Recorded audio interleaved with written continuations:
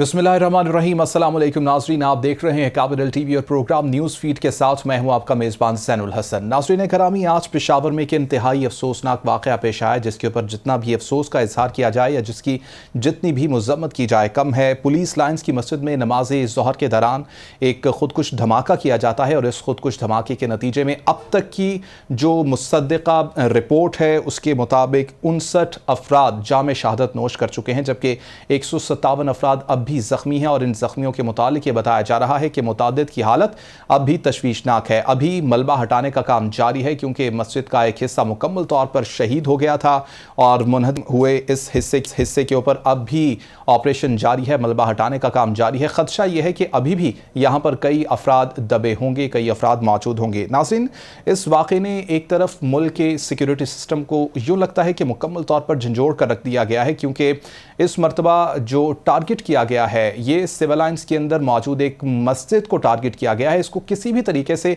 Soft target नहीं कहा जा सकता। क्या दहशतगर्दी पर काबू पाने के लिए हमें फिर से ग्रैंड ऑपरेशन की ज़रूरत है? ये वो सवाल है जो कई फोरम्स पर उठाया जा रहा है, इसके ऊपर हम बात करेंगे। कुछ लोग ये समझते हैं कि पॉलिटिकल डिस्टेबिलिटी है मुल्क में जिसकी वजह से इस तरह के वाक़यात रूनुमा हो रहे हैं, इसके ऊपर भी बात करेंगे। साथ ही साथ कुछ मुल्क की मुआशी सूरत हाल के ऊपर गुफ्तगू करेंगे। आज IMF कमीशन पाकिस्तान पहुँचेगा आज रात में और IMF के वफ़द के साथ पाकिस्तान की जो टॉप लीडरशिप है वो मुज़ाकरात करेगी IMF मिशन के साथ। 31 जनवरी से 9 फरवरी तक बताया जा रहा है कि मुज़ाकरात होंगी और अगर मुज़ाकरात कामयाब हुए तो फिर इस सूरत में $1 अरब की क़िस्त मज़ीद जारी कर दी जाएगी। बहरहाल ये तमाम चीज़ें हैं जिसके ऊपर आज गुफ्तगू करेंगे। अपने पैनल का मैं तारुफ़ करवाता चलूँ। मेरे साथ अजीम चौधरी साहब मौजूद हैं, तज्ज़ियाकार हैं। साथ उमर डार साहब ने हमें ज्वाइन किया है, पाकिस्तान तहरीक इंसाफ के साथ ताल्लुक़ है। अजीम चौधरी साहब, सबसे पहले सर आपकी जानिब आना चाहूँगा। दहशतगर्दी की एक मरतबा फिर से यूँ लग रहा है कि एक लहर है, यके बाद दीगरे वाक़यात रुनुमा होते हैं, रिपोर्ट होते हैं, सामने आते हैं और हम ये देखते हैं कि कई जो पुलिस एहलकार हैं इन तमाम वाक़यात में अगर इनको काउंट किया जाए तो तादाद सैकड़ों में बनेगी। 2022 के आखिर में अगर देखा जाए तो इन वाक़यात में कुछ ये वाक़यात ज़्यादा भी हुए। दहशतगर्दी की इस ताज़ा लहर का ज़िम्मेदार आप किसको समझते हैं? मैं किसी एक शख्स को तो जिम्मेदार नहीं समझता, लेकिन ये जरूर समझता हूँ कि ये एक सिक्योरिटी का फेलियर है। सिक्योरिटी एजेंसी अपनी जिम्मेदारी को पूरा करने में कामयाब नहीं हो सकी। हो जाता है बसा औकात इस तरह।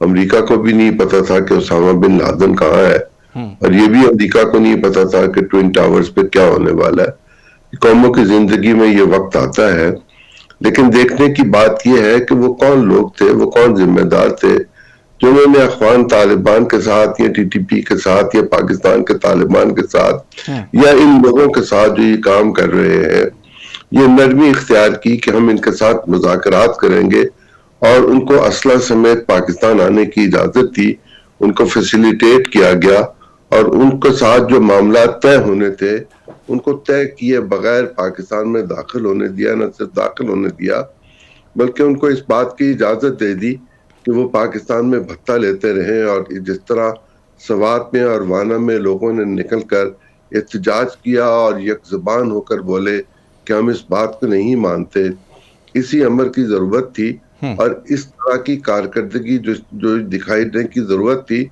उसमें हम फेलियर हमारा हुआ, जिसके नतीजे में ये दोबारा फैलना शुरू हुए और इनके जो स्लीपिंग सेल्स पाकिस्तान में बच के हुए थे वो रीएक्टिव हो गए और इस हद तक रीएक्टिव हो गए कि अब वो सिक्योरिटी के इदारों के अंदर की मसाजिद में मौजूद लोगों को जाकर उनको धमाके के साथ उड़ाते हैं और खुद भी उड़ जाते हैं। पाकिस्तान की रियासत को इस पर दोबारा गौर करना चाहिए और हमने जो नेशनल एक्शन प्रोग्राम बनाया था जिस पर एक कंसेंसस था, जिसमें हमने कुछ कोताही की, कुछ सुस्ती की, कुछ हम ये जानते हैं अपने आदात के मुताबिक कि जब हम ज़िमनी कामयाबी हासिल कर लेते हैं तो हम एक रवादारी में, एक सुस्ती में शिकार हो जाते हैं और उसके नतीजे में वो लोग जो दुश्मन हैं वो तो ऐसा नहीं करते, वो चाकू चौबंद रहते हैं, वो अपनी प्लानिंग करते हैं, अपनी स्ट्रेटेजी करते हैं, अपनी रैकी करते हैं और उस रैकी के नतीजे में جس طرح کے واقعات دہشت گردی کے وہ کرنا چاہیں وہ کر گزرتے ہیں. آج پاکستان میں افسوسناک دن ہے، پوری قوم کے لیے افسوسناک ہے، سیکیورٹی ایجنسیز کے لیے افسوسناک ہے، حکومت کے لیے افسوسناک ہے. انتخابات کے پی کے میں ہونے والے ہیں، وہاں اگر اس طرح کی صورتحال رہی تو مجھے تشویش ہے کہ اس کے بعد حالات مزید خراب ہو سکتے ہیں. بالکل ٹھیک. عمر ڈار صاحب کو بھی شامل گفتگو کر لیتے ہیں. عظیم چودھری صاحب ساتھ ہی موجود رہیے گا. عمر ڈار صاحب آپ کی جانب آنا چاہوں گا. ہم نے دہشت گردوں کے ساتھ نرم رویہ اپنایا، یہ عظیم چودھری صاحب کی جانب سے کہا گیا. ابھی کچھ اعداد و شمار، کچھ سٹیٹسٹکس میں پڑھ رہا تھا، دیکھ رہا تھا کہ جتنے بھی اٹیکس ہوئے 2022 کے اندر یا 2021 کے اندر، اگر ان کی ایک سٹیٹسٹکس کے اوپر نظر دوڑائی جائے تو 76% کی جو ذمہ داری ہے تحریک طالبان پاکستان کی جانب سے قبول کی گئی. ان کی جانب سے یہ کہا گیا برملا کہ ہاں ہم نے اٹیک کیا اور ہم اس کو قبول کرتے ہیں. کیا تحریک انصاف اور عمران خان اب یہ کہیں گے کہ اب ان کے خلاف سخت ہاتھوں سے نمٹا جائے؟ کیونکہ ہم نے یہ دیکھا کہ عمران خان صاحب کی یہ تھاٹ تھی کہ اگر ان لوگوں کے ساتھ بھی بیٹھ کے بات کر لی جائے اور ان کو قومی دھار میں شامل کر لیا جائے تو زیادہ بہتر ہوگا. دیکھیں، اس میں آپ کو گزارش کروں کہ پہلے تو میں یہ آج جو پشاور میں یہ دہشت گردی کا واقعہ ہوا ہے اس کی پرزور مذمت کرتا ہوں، اور پوری قوم کے لیے یہ ایک انتہائی افسوسناک، ایک دل خراش سانیہ ہے. آپ کے علم ہے کہ پاکستان کو دہشت گردی کا سامنا جو ہے یہ جنرل پرویز مشرف کی حکومت میں اس دہشت گردی کا پاکستان میں آغاز ہوا جب پاکستان امریکہ کا الائے بنا. تب سے پاکستان میں ایک دہشت گردی کا یہ پاکستان کو سامنا کرنا پڑ رہا ہے. اور پھر جب عمران خان صاحب نے یہ بات کی تھی کہ ہمیں ان کے ساتھ مذاکرات کرنے چاہیے، تو وہ تو امریکہ اور پاکستان مل کر پچھلے کئی سالوں سے ان کے خلاف جنگ کر رہے تھے، لیکن اس کے باوجود پاکستان میں آئے روز دہشت گردی ہو رہی تھی. اور وہ امریکہ کو بھی عمران خان صاحب نے کہا کہ آپ جتنی چاہیں ان سے جنگ کر لے، بالآخر آپ ان کو شکست نہیں دے پائیں گے. اور پوری دنیا نے دیکھا کہ جس طرح پھر امریکہ افغانستان سے نکلا، بھاگا رات کے اندھیرے میں، اپنے اربوں ڈالر اتنا مطلب زبردست اسلحہ سارا کچھ ہونے کے باوجود وہ افغانستان سے کس طرح شکست کھا کے گیا. تو اس پہ رائے میں عمران خان صاحب یہ بات کرتے تھے کہ ہمیں ان کے ساتھ مذاکرات کرنے چاہیے. بہرحال میں اب آپ کو بتاؤں، پاکستان اس وقت بھی دہشت گردی کی لپیٹ میں آیا جب وہ امریکہ کا الائے تھا، اور آج بھی معذرت کے ساتھ یہ جو پی ڈی ایم کی حکومت ہے ان کے اوپر بھی بڑی قدردن یہی ہے کہ یہ رجیم چینج حکومت ہے اور پاکستان میں امریکہ کی بنائی ہوئی حکومت ہے. جب تک پاکستان کی حکومت کے اوپر امریکہ کی چھاپ رہے گی یا پاکستان کی حکومت جو ہے وہ امریکہ کی الائے رہے گی، امریکہ کی اس تعلقات کی جو قیمت ہے وہ پاکستان کو دہشت گردی کی نظر میں پھر ادا کرنی پڑے گی. صحیح. اچھا، یہ کہیے گا عمر ڈار صاحب، موجودہ صورتحال میں کیا آپ یہ سمجھتے ہیں کہ تمام جو سٹیک ہولڈرز ہیں ان کو مل بیٹھنا چاہیے، اور خاص طور پر جو دہشت گردی کی ایک نئی لہر سر اٹھاتی نظر آ رہی ہے اس کے اوپر بات کریں؟ کوئی سیکیورٹی پلاننگ اس طرح سے کی جائے، گرینڈ آپریشن جس طرح سے ماضی میں کیے گئے، ضرب عبض جس طرح سے کیا گیا اور جس طرح سے دہشت گردی کا خلاقامہ کیا گیا، اس طرح سے دوبارہ سے آپریشن شروع کیا جائے اور دوبارہ سے اس سر اٹھاتی لہر کو ختم کیا جائے؟ دیکھیں جی، یہ تو آف کورس یہ تو کویسچن ڈز ناٹ رائز کہ اس کے لیے ایک مضبوط حکمت عملی کی ضرورت ہوگی. اور جس طرح ماضی میں جو پروگرام شروع کیے تھے آپریشن رب الفساد اور دوسرے تیسرے، یہ تو سیکیورٹی ایجنسیز جو ہیں ان کو باقاعدہ اس کے اوپر سیکیورٹی کا پورا ایک نظام بڑا زبردست قسم کا مرتب کرنا پڑے گا اس دہشت گردی کو روکنے کے لیے. دیکھیں، میں نے آپ کو گزارش کی ہے کہ اگر تو آپ نے امریکہ کی دوستی میں پینگیں بڑھانی ہے اور آپ نے پاکستان کے اوپر یہ واضح تاثر رکھنا ہے کہ پاکستان میں جو حکومت ہے وہ امریکہ کی حکومت ہے، تو پھر پاکستان کو ایسے واقعات کے لیے بھی ہر طرح کے تیار رہنا چاہیے یہ قیمت, یہ پرائس ہم اس تعلق کی ادا کر رہے ہیں پچھلے کئی سالوں سے جو امریکہ کے ساتھ پاکستان یہ کی ہے. سٹانس تو تحریک انصاف کا ہے کہ امریکہ کی حکومت ہے. امریکہ خود سے تو یہ نہیں کہتا کہ بھئی ہماری حکومت ہے, یا پی ڈی ایم کی جانب سے تو کئی مرتبہ اس بات کو ڈینائی کیا گیا کہ کسی بھی صورت رجیم چینج کے جو الزامات پی ٹی آئی کی جانب سے لگائے جاتے ہیں ان کو رد کرتے ہیں. ناٹ بھی تو نہیں نا کہا, یہ عمران خان صاحب نے کہا تھا نا ایبسلوٹلی ناٹ, جب ان سے یہ سوال ہوا کہ اگر افغانستان میں آپ سے اڈے مانگے جائیں, اسپیس مانگی جائے, اور تو انہوں نے ایبسلوٹلی ناٹ کہا. تو یہ تھی پاکستان کی حکومت. تو یہ رجیم چینج گورنمنٹ جب سے آئی ہے, آپ کو تو پتہ ہی ہے, تو امریکہ کی کوالیگا آ رہی ہے. یہ تو کہتے ہیں جی پاکستان جو ہے وہ وینٹیلیٹرز پہ ہے, امریکہ کے وینٹیلیٹرز کے اوپر ہے. صحیح. عظیم چودھری صاحب آپ کی جانب آنا چاہوں گا, کیسے وزیر ریسپونڈ کریں گے؟ خارجہ صاحب تو پاکستان رہے ہی نہیں ہے, وہ تو رہے ہی امریکہ ہیں. عظیم چودھری صاحب جی, آپ نے ڈار صاحب کی آپ نے گفتگو سنی. ڈار صاحب کہتے ہیں کہ جب تک ایک ایسی حکومت ملک میں موجود رہے گی کہ جو امریکہ کے نام پر ہوگی اور امریکہ کو ہی سپورٹ کرے گی, اس کے پلان کو نافذ کرے گی پاکستان میں, تو پھر اس طرح کے پلانز کے لیے, اس طرح کے دہشت گردی کے واقعات کے لیے ہمیں تیار رہنا چاہیے. میں ڈار صاحب کی اگر باتوں کا جواب دینا شروع کروں گا تو ڈار صاحب چیخنا چنگاڑنا شروع کر دیں گے, اس لیے میں اس طرف جانا نہیں چاہتا. میں صرف یہ کہنا چاہتا ہوں کہ پاکستان کی اس وقت کی جو موجودہ صورتحال ہے, آج ہمارا فارن منسٹر ماسکو میں ہے, وہ واشنگٹن میں نہیں ہے. وہ ماسکو کے ساتھ مذاکرات کر رہا ہے. ابھی پچھلے ہفتے ماسکو کے حکام یہاں آئے ہوئے تھے, اس میں یقیناً گندم کے بارے میں, تیل کے بارے میں, گیس کے بارے میں گفتگو ہوئی. مارچ سے وہ سپلائی شروع ہو جائے گی. اگر ہم امریکہ کی حکومت کے زیر سایہ ہوں تو امریکہ نے تو سینکشنز لگا رکھی ہیں روس پر, پھر یہ نہیں ہوگا. اور دوسری بڑی بات جس کو پوری قوم کو چاہیے کہ وہ اطمینان کے ساتھ سوچے کہ ہم روس کے ساتھ جو تجارت کرنے جا رہے ہیں وہ امریکی ڈالرز میں نہیں کرنے جا رہے, وہ ہم دوست ممالک کی جو نوٹ ہوں گے یا جو کرنسی ہوگی اس کی شکل میں کریں گے. وہ چین کی بھی ہو سکتی ہے, روبل بھی ہو سکتا ہے, وہ پاک روپی بھی ہو سکتا ہے, وہ دبئی کے پیسے بھی ہو سکتے ہیں, وہ سعودی عرب کے بھی ہو سکتے ہیں, لیکن وہ ڈالر نہیں ہوگا. تو امریکہ کو اگر فائدہ پہنچانا ہو تو سب سے پہلا فائدہ تو امریکہ کو یہ پہنچایا جاتا ہے کہ ٹریڈ ڈالرز میں ہوگی, اور جو ممالک ڈالرز میں ٹریڈ نہیں کرتے, امریکہ ان کے ساتھ کوئی اچھا سلوک نہیں کرتا. اور پھر شہباز شریف نے یا بلاول بھٹو نے یا میں نے یا آپ نے کسی امریکن فرم کو اپنے لابیسٹ کے طور پر نہیں رکھا, اور امریکن سفیر نہ میرے گھر آتا ہے نہ آپ کے گھر آتا ہے. وہ جن کے گھر جاتا ہے وہ اس وقت جوڈیشل ریمانڈ پہ ہیں, اور جو اس کے گھر جاتے ہیں وہ بھی جوڈیشل ریمانڈ پہ ہیں. میں ڈاکٹر صاحب کی بات کا اس طرح جواب نہیں دینا چاہتا جس طرح کسی پی ایم ایل این والے کو دینا چاہیے. بالکل ٹھیک. اچھا عمر ڈار صاحب, اگر کے پی کا ہی ہم تذکرہ کر لیں تو کے پی میں تحریک انصاف کی حکومت رہی کافی لمبا عرصہ. 2022 کے اگر سٹیٹسٹکس میرے سامنے ہیں, میں تذکرہ کروں تو خیبر پختونخوا کے صوبے میں ہی 2022 میں 300 دہشت گردی کے واقعات رونما ہوئے. آپ یہ کہیے کہ کیوں خیبر پختونخوا ہی ہمیشہ ٹارگٹ بنتا ہے دہشت گردوں کا, سافٹ ٹارگٹ نظر آتا ہے دہشت گردوں کو؟ کوئٹہ کے اندر ہم نے دیکھے کئی واقعات رونما ہوئے, پشاور کے اندر ابھی ریسنٹ واقعہ پشاور کا ہے, پشاور کے اندر اتنا بڑا واقعہ رونما ہو جانا کس کی نیگلیجنس سمجھتے ہیں ڈار صاحب؟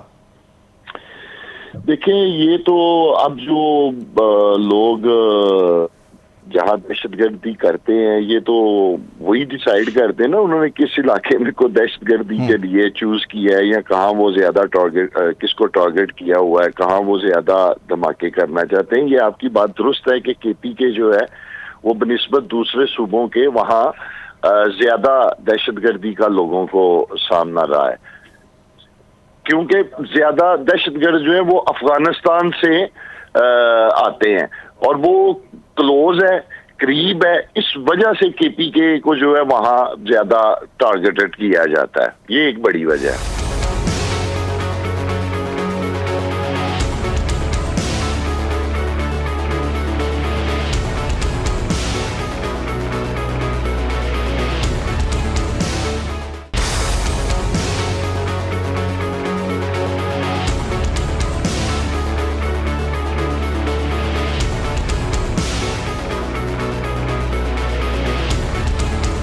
کیا کوئی خاص قسم کی سیکیورٹی پلاننگ، جس طرح کی سیکیورٹی پلاننگ کی ہمیں ضرورت ہے، خیبر پختونخوا میں نہیں بنائی گئی؟ اسی وجہ سے ہم یہ دیکھتے ہیں کہ آئے روز اس طرح کے واقعات رونما ہوتے ہمیں نظر آتے ہیں۔ کیا ہم یہ نہیں جانتے یا ہم اپنی آنکھیں بند کرنا چاہتے ہیں کہ سوات کے ایم پی ایز نے یہ بات برملا کہی کہ ہمیں کیا کہتے ہیں اس کو، رینسم کے لیے یا چٹ آتی ہے کہ آپ ہمیں بھتہ دیجئے۔ یہ سوات سے شروع ہوا، جس کے نتیجے میں پھر آواز اٹھی، پھر اور اٹھی، پھر اور اٹھی، پھر وانا میں گئی، پھر مختلف جگہوں پہ گئی۔ آج بھی میں پوری ذمہ داری کے ساتھ یہ بات کہہ رہا ہوں کہ اگر غیر جانبدارانہ طور پر چیزوں کو دیکھنے کی کوشش کی جائے تو یہ بات روز روشن کی طرح ہمارے سامنے موجود ہے کہ کے پی کے میں جتنے بھی ٹول پلازاز ہیں، ان ٹول پلازاز سے بھی ٹی ٹی پی اپنا حصہ لیتی ہے اور سرکار کی مرضی سے لیتی ہے۔ 10-12 دن بھی نہیں ہوئے، بھی کم ہوئے ہیں اس سے کہ وہاں نئی حکومت آئی ہے۔ اس حکومت کو 3 مہینے کام کرنا ہے، انہوں نے الیکشن کرانا ہے، لیکن جہاں 9-9.5 سال جو حکومت رہی، اس حکومت کے کیے ہوئے اقدامات کے نتیجے میں ہمیں یہ نظر آنا چاہیے تھا۔ آج اس طرح عمران خان صاحب نے کہا کہ وہاں کی پولیس کو اختیار دینا چاہیے، ہتھیار دینا چاہیے، تعداد بڑھانی چاہیے۔ بھائی 9.5 سال میں اگر آپ دور اندیشی سے کام لیتے تو آج یہ دن نہ آتا۔ اگر آپ کے انتظامات ٹھیک ہوتے، آپ کی لوکل سیکیورٹی ایجنسیز ٹھیک کام کر رہی ہوتی، آپ کی لا انفورسنگ ایجنسیز ٹھیک کام کر رہی ہوتی، آپ کی کوآپریشن ہوتی، آپ کی کوآرڈینیشن ہوتی، تو یقیناً لوگ اس بات کو ڈھونڈ لیتے کہ پاکستان میں دہشت گردی کرنے والے وہ کون سے عوامل ہو سکتے ہیں کہ جن پر قابو پانا ضروری ہے۔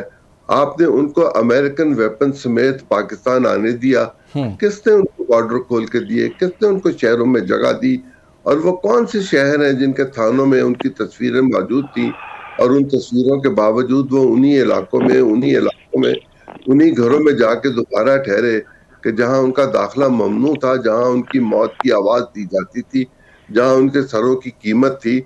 آج جو مارے گئے ہیں یہ ISI کے آفیسرز کو مارنے والے لوگ، وہ بھی تو انٹیلیجنس بیس آپریشن پر ہی مارے گئے ہیں نا۔ اگر ہم اپنی ذمہ داریوں کو پورا کریں اور ایلیگیشن لگانے کی بجائے پاکستان کے حالات کو بہتر کرنے کی کوشش کریں تو ہم ذمہ دار شہری ہوں گے۔ بصورت دیگر ہم غیر ذمہ دار شہری نہیں ہوں گے، ہم پاکستان کے ان لوگوں میں شمار ہوں گے جو پاکستان کے لیے دقت اور مشکلات پیدا کرتے ہیں۔ اور اگر یہ سب کچھ اسی طرح ہوتا رہا اور ہم بلیم گیم میں چلے گئے تو پھر ڈار صاحب کی پارٹی جن انتخابات کا انتظار کر رہی ہے وہ دور ہوتے چلے جائیں گے۔ بالکل ٹھیک ڈاکٹر صاحب، آپ نے تمام کی تمام گفتگو سنی۔ یہی پوائنٹ میں نے ریز کیا تھا اپنے پچھلے سوال میں، جس کا آپ نے جواب نہیں دیا۔ انتظامی معاملہ تمام کے تمام تحریک انصاف کے پاس تھے، پولیس ریفارمز، پولیس کے اختیارات کے حوالے سے بڑی عمران خان صاحب کی جانب سے باتیں کی گئیں، لیکن اس کے باوجود میرا سوال یہی تھا کہ ہمیشہ اسی صوبے کو نشانہ بنایا گیا دہشت گردوں کی جانب سے، کیوں کوئی بہتری ہمیں دکھنے میں نظر نہیں آئی؟ دیکھیں زین بھائی، ایک تو میں آپ کو گزارش کروں کہ تحریک انصاف کی حکومت میں الحمدللہ پاکستان کو کبھی بھی دہشت گردی کا سامنا نہیں رہا 3.5 سالوں میں۔ دوسرا میں آپ کو یہ عرض کرنا چاہتا ہوں کہ دہشت گردی کی ہمیشہ 2 وجوہات ہوتی ہیں جس وجہ سے اس طرح کی دہشت گردی کی جاتی ہے۔ ایک تو یہ ہوتی ہے کہ آپ جب کسی ملک کے خلاف تحریب کاری کرتے ہیں اس ملک کو کمزور کرنے کے لیے، اس ملک کے حالات خراب کرنے کے لیے، اس ملک کو تباہ کرنے کے لیے، تو پھر اس طرح کی تحریب کاری اور دہشت گردی دشمن ممالک جو ہے کرواتے ہیں۔ دوسرے اس طرح کا ہوتا ہے کہ جب کسی پہ ظلم ہو رہا ہو تو اسے کہیں سے کوئی انصاف نہ مل رہا ہو تو اس کے رد عمل میں پھر اس طرح کے واقعات رونما ہوتے ہیں دہشت گردی کے۔ میں نے شروع سے ہی آپ کو کہا کہ چونکہ پاکستان جب امریکہ کا الائے بنا اور امریکہ چونکہ افغانستان میں جا کر ان کی فیملیز کے اوپر، ان کے بچوں کے اوپر، ان لوگوں کے اوپر جس طرح بمباری کرتا تھا، اب وہ لوگ افغان جو ہے وہ امریکہ تو نہیں پہنچ سکتے تھے، چونکہ پاکستان ان کا الہی تھا، اس کے رد عمل میں وہ ایسے واقعات پاکستان میں رونما کرتے تھے۔ تو پاکستان کو دہشت گردی کا سامنا رہا. ابھی پچھلے دنوں بھی عمران خان صاحب نے انٹرویو میں کہا ہے کہ اگر اب بھی، چونکہ یہ موجودہ جو حکومت ہے یا خاص طور پر یہ جو وزیر خارجہ بنے ہیں، ان کو تو افغانوں کی ہسٹری کی ABC کا نہیں پتا، افغانستان کے معاملات کا موجودہ جو ہمارے وزیر خارجہ ہیں انہیں ABC کا بھی نہیں پتا. اگر خدا نہ خواستہ اب یہ پھر معاملہ وہی چلا اور پاکستان حکومت نے پھر امریکہ کے حکم کے اوپر پھر افغانستان میں ویسے ہی پنگے ان کے ساتھ مل کر لینے شروع کیے، تو یہ جو دہشت گردی کی یہ جو ابھی ابتدا ہو رہی ہے یہ پورے پاکستان کو لپیٹ میں لے لے گی. میں آپ کو بتاؤں پھر اس کا کوئی حل نہیں ہوگا، کسی سیکیورٹی ایجنسی کے پاس نہیں ہوگا. لہذا ہمیں ابھی فیصلہ کرنا ہے بیٹھ کے اپنے ملک اور قوم کے مفاد کو مد نظر رکھتے ہوئے. ہم نے پہلے بھی امریکہ کی جنگ میں 80,000 لوگوں کی جانیں جو ہیں وہ گنوائی ہیں اور اربوں ڈالر کا نقصان کیا ہے، جو کہ ہماری جنگ نہیں تھی، امریکہ کی جنگ تھی. امریکہ کی وجہ سے پاکستان جو ہے وہ دہشت گردی کی لپیٹ میں آیا، جو کہ آج تک آ رہا ہے. تو یہ ہماری حکومت کو خود بیٹھ کے سوچنا پڑے گا، فیصلہ کرنا پڑے گا، کیا ہم نے دوسروں کی جنگ میں شامل ہو کر اپنے ملک کو جو ہے وہ دہشت گردی کی لپیٹ میں دھکیلنا ہے، اپنے لوگوں کو موت کے منہ میں دھکیلنا ہے. اچھا ڈاکٹر صاحب، ابھی KP اور پنجاب کے انتخابات، اس کے بعد جنرل الیکشن ہوں گے، اور اگر گورنمنٹ تحریک انصاف کی بنتی ہے، پالیسی کیا رہے گی عمران خان صاحب کی یا پاکستان تحریک انصاف کی دہشت گردی پر قابو پانے کے لیے؟ دیکھیں جی، یہ تو ظاہری بات ہے زین بھائی، یہ تو ٹاپ پرائورٹی پہ ہوگا. اگر ملک میں خدا نہ خواستہ اللہ نہ کرے اللہ تعالیٰ کبھی بھی پاکستان کو دوبارہ دہشت گردی کی لپیٹ میں یا ایسے واقعات پاکستان میں نہ ہو. پاکستان تو یہ سب پہلے بھگت چکا ہے یہ سارا معاملہ. لہذا پہلی بات تو یہ کہ کبھی بھی ادھر ایسا نہ ہو. لیکن اگر ان انتخابات کے نتیجے میں KPK میں پنجاب میں تحریک انصاف کی حکومت بنتی ہے تو یقینی طور پر اس وقت پہلی پرائورٹی تو یہی ہوگی کہ دہشت گردی سے ایسے نبردازمہ ہونا ہے. اور وہ جس طرح ابھی ذکر ہو رہا تھا عمران خان صاحب جو کہہ رہے تھے، انشاءاللہ تعالی کم از کم جو صوبائی حکومتوں کے دائرہ اختیار میں ہوگا وہ اپنی طرف سے پوری کوشش اور حکمت عملی تیار کی جائے گی. ٹھیک ہے. اچھا عظیم چودھری صاحب، آپ کی جانب آنا چاہوں گا. افغانستان کے حوالے سے بڑی باتیں کی جا رہی ہیں اور یہ کہا جا رہا ہے کہ افغانستان کے ساتھ اپنی خارجہ پالیسی کو ہمیں تبدیل کرنا ہوگا. وزیر خارجہ بلاول بھٹو کو بھی وہاں پر جانا چاہیے اور افغانستان کے اندر جا کر ان سے بات کرنی چاہیے. آپ سمجھتے ہیں کوئی اس طرح کی تبدیلی ضروری ہے خارجہ پالیسی کے حوالے سے؟ کچھ دن پہلے چمن کے بارڈر پر جو کچھ ہوا اور اس سے پہلے جس طرح باڑ کاٹی گئی اور وہ باڑ بازار میں بکنی شروع ہوئی، اس سے پہلے جب یہ صورتحال اس طرح کی شروع ہوئی تو ہماری اسٹیٹ منسٹر ہنا روانی خیر افغانستان تشریف لے گئیں اور انہوں نے ان کو 2 ٹوک الفاظ میں یہ کہا کہ اگر یہ معاملہ ٹھیک نہ ہوئے تو ہمیں یقیناً اپنی پالیسیز میں بڑی تبدیلی کرنی پڑے گی. اور آپ نے یہ کمٹمنٹ کی تھی انٹرنیشنلی بھی اور ہمارے ساتھ بھی کہ افغانستان کی زمین کسی دوسرے ملک کے لیے استعمال نہیں ہوگی. آپ کی زمین ہمارے خلاف استعمال ہو رہی ہے، آپ انٹرنیشنل کمٹمنٹ سے وائلیٹ کر رہے ہیں اور اس کے نتیجے میں آپ کے ساتھ جو سختی ہوگی اس میں ہم آپ کا کوئی ساتھ نہیں دے سکیں گے. یہ تو ہو گئی ایک بات. دوسری بات یہ ہو گئی کہ تحریک طالبان پاکستان کو کہاں، کس نے، کب، کیوں، کیسے پناہ دے رکھی ہوئی تھی. یہ پاکستان میں تو نہیں تھے، یہ تو افغانستان چلے گئے ہوئے تھے اور ان میں ممکن ہے داعش کے لوگ بھی شامل ہوں اور وہ ان کی واپسی کا راستہ کھولنے کے لیے محترم وزیر اعظم عمران خان صاحب نے اعلان فرمایا کہ ہم نے ان کے ساتھ مذاکرات شروع کر لی ہیں. یہ نہیں فرمایا کہ ہم نے مذاکرات مکمل کر لی ہیں، مذاکرات کامیاب ہو گئے ہیں اور وہ لوگ جو مطلوب ہیں ان کو سزا دی جائے گی، وہ پاکستان کے کانسٹیٹیوشن کو تسلیم کریں گے، جن لوگوں کا انہوں نے قتل کیا ہوا ہے ان کا خون بہا دیں گے، جو اسٹیٹ مطلوب ہیں ان کو جیلوں میں ڈالا جائے گا. یہ فرمایا کہ ہم نے ان کے ساتھ مذاکرات شروع کر لیے ہیں.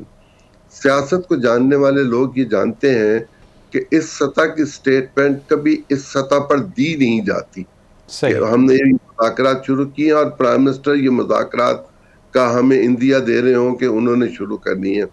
مذاکرات ہمیشہ خاموشی کے ساتھ ایک تیسرے فریق کے ذریعے شروع ہوتے ہیں، اور اگر ان میں کامیابی کا کوئی عنصر نظر آئے تو پھر آمنے سامنے میز پر بیٹھا جاتا ہے۔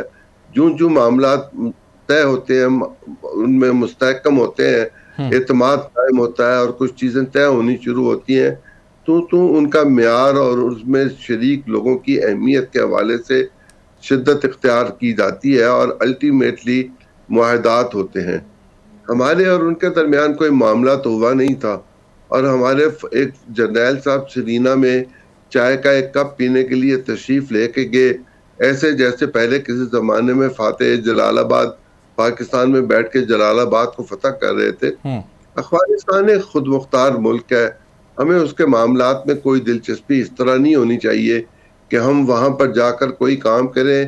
وہ ہمارا ایک برادر اسلامی ملک ہے، اچھے تعلقات ہمارے ہونے چاہیے، تجارت ہونی چاہیے، لوگوں کا آنا جانا رہنا چاہیے، لیکن ڈاکومنٹس کے ساتھ، عزت کے ساتھ، وقار کے ساتھ، اس طرح نہیں کہ وہ وہاں دنیا بھر کی سوفسٹیکیٹڈ ترین رائفلز کو اٹھا کے پاکستان کے دیہاتوں میں آئیں اور آگے لوگوں کو مارنا شروع کر دیں، اور ہم اس پر فخر کریں کہ یہ پاکستان بھر میں اس طرح پھیل جائیں گے، اگر یوں ہوا تو یوں ہو جائے گا، یوں ہوا تو یوں ہو جائے گا۔ یہ ریاست ہے، اور اس میں صوبائی خود مختاری کے حوالے سے لا اینڈ آرڈر کی سچویشن کی ذمہ دار اب صوبائی حکومتیں ہیں۔ وفاقی حکومت کے پاس نہ اتنے اختیارات ہیں، نہ اتنے وسائل ہیں، نہ ان کے پاس اتنے معاملات ہیں کہ وہ صوبوں کی صورتحال کو دیکھتے پھریں۔ یہ صوبائی حکومت کا کام تھا۔ 8 دن میں جانے والی حکومت جو ہے، اس کے جانے کے نتیجے میں جو کچھ ہمارے سامنے چیزیں آ رہی ہیں، ہم ان کو کوئی کامیابی کا سہرا نہیں دے سکتے۔ وہاں پر حالات اچھے نہیں ہیں، برے ہیں، خراب ہیں، اور میں دوبارہ آپ سے عرض کروں کہ تحریک انصاف کے لوگ جس انتخاب کے لیے تڑپ رہے ہیں، اگر صورتحال یہ رہی اور ان کی حمایت ان کے ساتھ شامل حال رہی اور یہ پی ٹی پی کے ساتھ کسی نہ کسی طرح رابطے میں رہے، تو یہ انتخابات جتنا یہ قریب جائیں گے اتنے انتخابات دور چلتے چلے جائیں گے۔ ٹھیک ہے عظیم چودھری صاحب، ایک طبقہ یا ایک یوں کہا جائے گروہ یہ سمجھتا ہے کہ پولیٹیکل انسٹیبلٹی ہے جس کی وجہ سے اس طرح کے واقعات رونما ہو رہے ہیں پاکستان میں، کیونکہ جیسے ہی پولیٹیکل انسٹیبلٹی پیدا ہوتی ہے تو سیکیورٹی خدشات ملک کو پیدا ہوتے ہیں اور ملک کو فیس کرنا پڑتے ہیں۔ کیا اس کو بھی پولیٹیکل انسٹیبلٹی سمجھا جائے اور اس کے بعد آنکھیں بند کر لی جائیں؟ دیکھیں، یہ انسٹیبلٹی کا معاملہ اپنی جگہ پر موجود ہے۔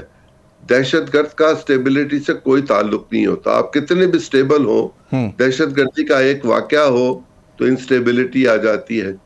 اور جب سیاسی محاذرائی اپنی جگہ پر بڑھی ہوئی ہو، جب ہم ایک دوسرے کو چور، ڈاکو، لٹیرا، پتہ نہیں کیا کیا کچھ کہتے پھر رہے ہو، اور اس میں ہم مذاکرات کے لیے تیار نہ ہو، لیکن ساتھ یہ بات بھی ہم سن رہے ہو کہ اچھا جی دہشت گردی کے بارے میں بیٹھ کے لائحہ عمل ترتیب دیا جائے۔ لائحہ عمل تو ہم نے ترتیب دیا تھا، اس پر عمل کی ضرورت تھی۔ پچھلے 4.5 پونے 5 سال میں تو ہمیں اس پر اس طرح عمل ہوتا نظر نہیں آیا جس طرح ہونا چاہیے تھا۔ مجھے تو نہیں یاد کہ عمران خان صاحب کے دور میں وہ جو نیشنل ایکشن پروگرام بنا تھا اس کی کئی کمیٹیز کی میٹنگ ہوئی تھی، یا اللہ کی طرف سے پاکستان میں امن آ گیا تھا، حکومت کی مرضی کے بغیر ہی آ گیا تھا، یا پاکستان کی سیکیورٹی ایجنسیز نے وہ آپریشنز کیے جس کے نتیجے میں ان لوگوں کی کمر ٹوٹ گئی اور یہ پاکستان سے چلے گئے، کچھ مر گئے، کچھ مار دیے گئے، کچھ افغانستان چلے گئے۔ اب اگر وہ دوبارہ مجتمع ہونا چاہتے ہیں تو ریاست یقیناً اس کے لیے سنجیدگی کے ساتھ سوچے گی اور اس کا اہتمام بھی کرے گی کہ ایسا نہ ہو سکے۔ لیکن یہ جو پاکستان کے اندر کے معاملات ہیں، ان معاملات میں تو اب ہم نے زرداری پر بھی الزام لگا دیا، وہ قتل کرنا چاہتا ہے۔ ایسے میں کہاں ہم میز پر بیٹھ سکیں گے، اور تا وقت ہے کہ ہم میز پہ نہیں بیٹھیں گے ہم اپنے اندرونی معاملات کو بھی حل نہیں کر سکیں گے۔ ایگزیکٹلی عمر ڈار صاحب، لاسٹ 2 سے 3 منٹ ہیں، کلوز کروں گا، آپ کی جانب آؤں گا۔ انتخابات کروا دیے جائیں اور اس کے بعد آپ یہ سمجھتے ہیں کہ اسٹیبلٹی آ جائے گی ملک میں، تحریک انصاف جس طرح کے بھی نتائج ہوں گے اس کو قبول کرے گی؟